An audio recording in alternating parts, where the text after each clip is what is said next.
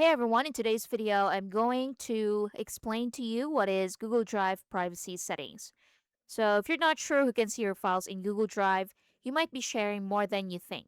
If you've ever seen anyone with a link and wondered what it really means, this video will break it down in the simplest way possible. Now, in Google Drive, privacy settings control who can access your files and what they can do with them. Every file or folder you upload has its own sharing settings. So the first one is restricted. So this is the most secure option. So only people you manually add can open the file.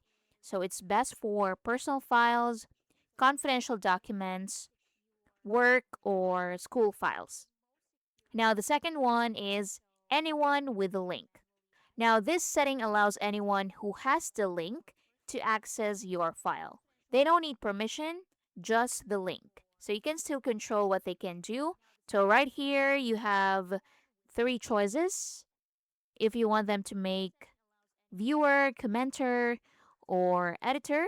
So viewer means view only, and commenter they can only comment, and editor they can edit the file. So it's best for sharing files quickly and public downloads.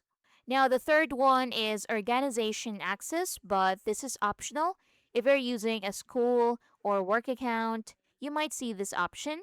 So only people in your organization can access the file. It's best for team collaboration, internal documents. So when sharing, you can assign roles. So again, viewer can only view, commenter can comment but not edit, editor full access to edit. So always choose the lowest permission needed for better security. Now, this is the common mistake. Many people leave files on anyone with a link without realizing it. This means your file could be shared further without your control. So, just a tip, always review your sharing settings by clicking share, manage access before sending a link. And that's basically it. Now you understand how Google Drive privacy settings work.